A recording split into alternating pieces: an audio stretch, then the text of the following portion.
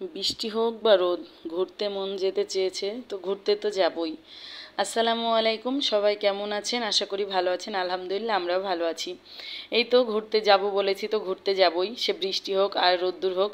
আলামিন ছুটিতে এসেছে মাদ্রাসা থেকে। আলামিন অনেক দিন থেকে বলতেছিল যে গ্রামে ঘুরতে যাবে, তো কোথায় আলামিনকে ঘুরতে নিয়ে যাব?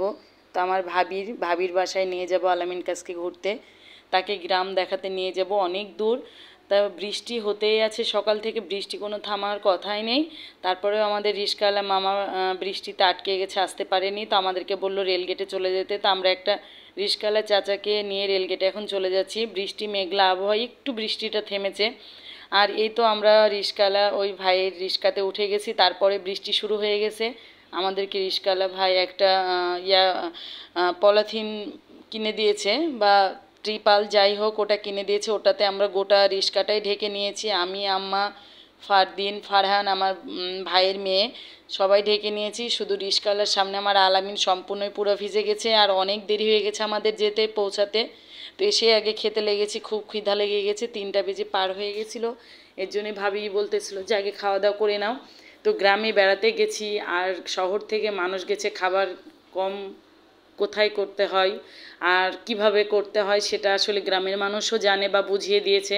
কি করেনি খাবার, ভাবি এত খাবার করেছে যে আসলে খাবার দেখেই মনও ভরে গেছে, পেটও ভরে গেছে। গরুর গোস্ত থেকে, মুরগির গোস্ত থেকে, ডিম, পোলাও, সাদা ভাত, আলুর ভাজি, বেগুন ভাজা, মাশাল্লাহ অনেক অনেক খাবার।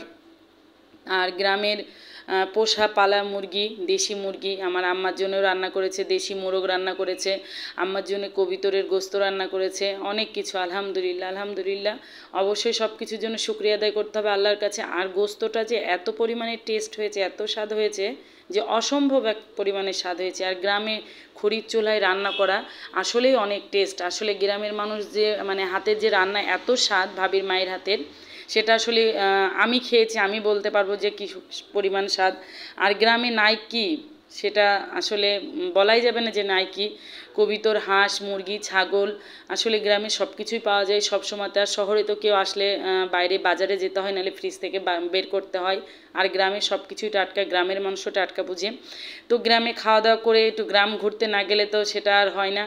তা আমি আর আমার ভাইয়ের মেয়ে দুইজনা মিলে বললাম চলো একটু বাইরে ঘুরে আসি। যদিও বা বৃষ্টি হচ্ছিল, তারপরেও আমরা একটু বাইরে বের হয়েছিলাম। আর হাঁসগুলো দেখতে এত সুন্দর লাগতেছিল, খুবই সুন্দর লাগছে হাঁসগুলো দেখতে।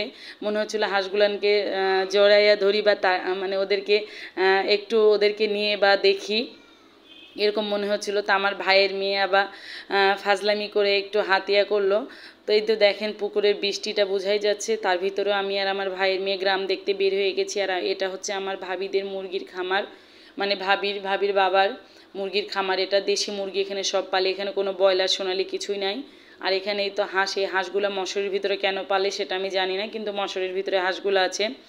সব খাওয়া দাওয়া শেষে আবার এই তো বিকালের নাস্তা ভাবির আম্মু সব রেডি করে দিয়েছে আমাদেরকে। আর দই মিষ্টিটা ওটা আপনাদের সঙ্গে শেয়ার করা হয়নি, কোনটা খাবো কোনটা রাখবো কোনটা যে আপনাদের সাথে ভিডিওতে শেয়ার করব সেটাই বুঝে উঠতে পারতেছিলাম না, এত খাবার।